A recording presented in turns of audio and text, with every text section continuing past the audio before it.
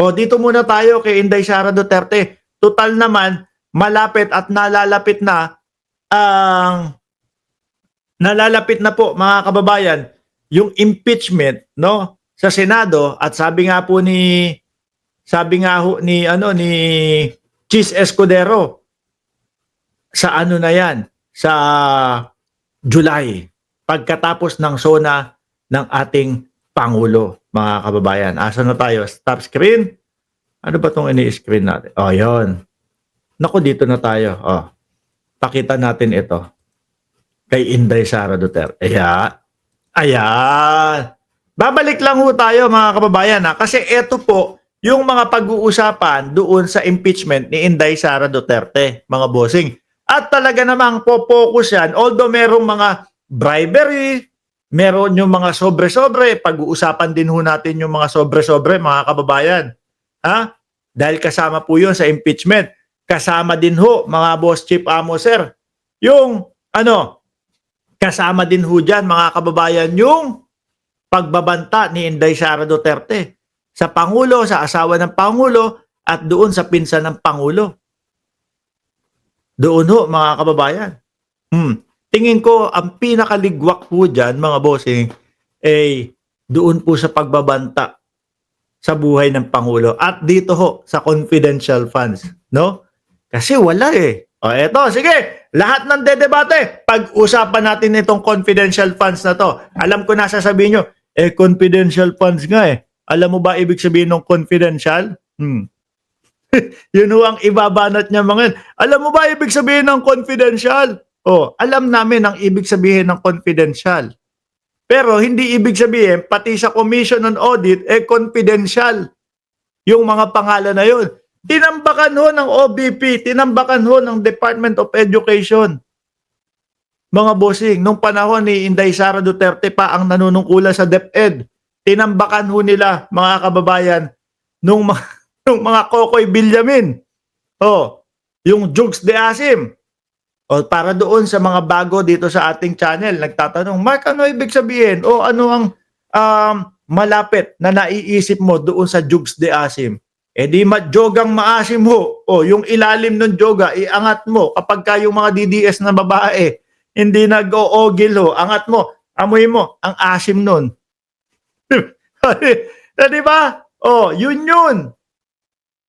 Sabi, gusto ko yung comment nito. Sabi ni Jerry Gilliran, halata talaga hanggang marites lang ang vlogger na to. Ayan nandyan sa harap mo. Anong marites dyan? Bakit hindi makasagot? No? Ayan, nasa harap mo. More celebrity sounding name in OBP funds, recipients. At hindi marites yun ha. Ibinalita yung Mary Grace Piatos. Ibinalita lahat. Di ba? Binalita yung Jukes de Asim. Binalita yung Fiona. Ilang Fiona ang linatag dyan. Di ba?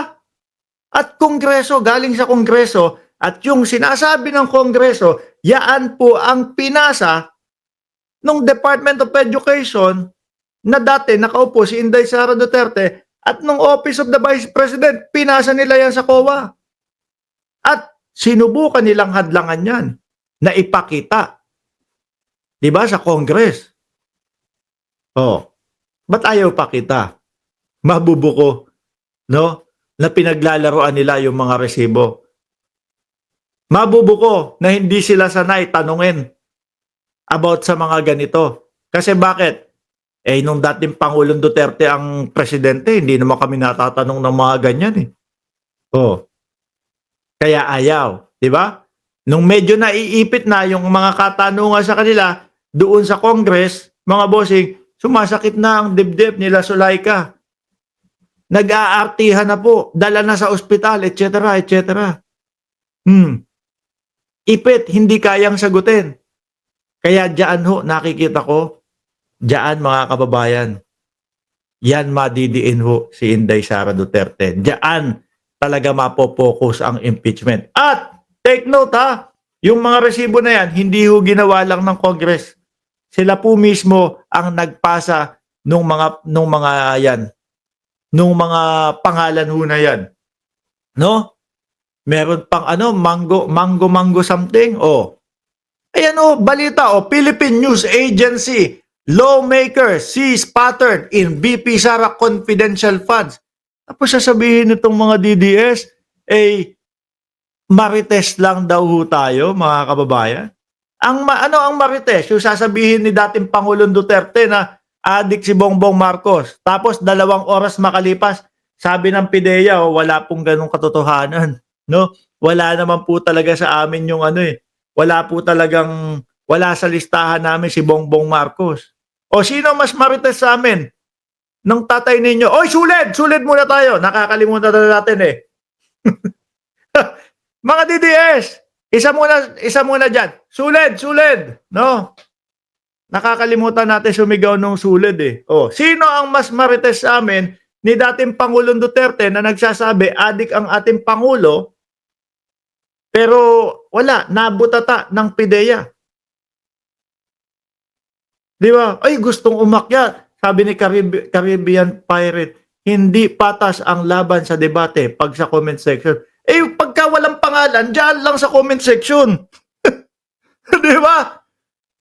Pagka walang pangalan, dyan lang sa comment section. Ano yun? Ang tagal-tagal kong kahit papaano naman, kinuha ang tiwala ng sambayan ng Pilipino para maipon yung 467,000 na subscriber. Tapos ikaw, basta pag walang pangalan, dyan lang sa comment section. Sinasagot ko naman yung mga katanungan ninyo. O, di ba? O ito, ano ang isasagot nyo? O ano ang pagtatanggol nyong gagawin dito sa confidential funds? Confidential yan. Base na doon sa sinasabi mo, confidential. Sabi ng COA, no? Okay lang yung mga alias sa amin kahit kami yung mag-audit. Basta meron kayong ipapakita na hiwalay na envelope at sasabihin nyo kung sino yung si Mary Grace Piatos para naiintindihan namin at alam namin na totoo yung mga ginawa nyong transaksyon. Di ba? Oh, sabi ni Russell Albis, wala pa yan ha. Wala talagang sobrang babaw. Wala! Talagang sobrang babaw ng argumento ng vlogger na to. Hindi nyo nga masagot ito oh. Di ba? Hindi nyo nga maisagot ito. Hindi nyo nga maidepensa si Inday Sara Duterte dito oh. Sa mga ipinasa nilang resibo. Tapos sasabihin nyo mababaw. Talagang mababaw intindihin. Di ba mga kasulid? Mababaw intindihin na hindi kayang ipaliwanag ng Office of the Vice President ito pong mga paggamit ng confidential funds. Simple lang talagang intindihin yan. Kaya laglag. Di ba? O, impeach sa Kongreso. Susunod, Senado. Sorry. Ganyan kababaw lang talaga. Ganyan kababaw lang intindihin lahat yan. Sasabihin nyo, confidential nga eh. Bakit wala kayong maisagot? Mga kasulid DDS, paulit-ulit na lang. Wala ang babaw nito. Wala pang marites lang tong vlogger ninyo. Yun ang paulit-ulit. Bakit hindi nyo maipagtanggol si Inday Sara Duterte? Kasi ni kayo, wala kayong marinig na paliwanag galing sa kanila. Kaya ang comment nyo, wala, ang babaw talaga nito, ganito, ganyan. No? Wala, pang marites lang tong vlogger na to. Diba? Yung mababaw, hindi mapangatwiranan. Tapos sasabihin, adik tong vlogger na to.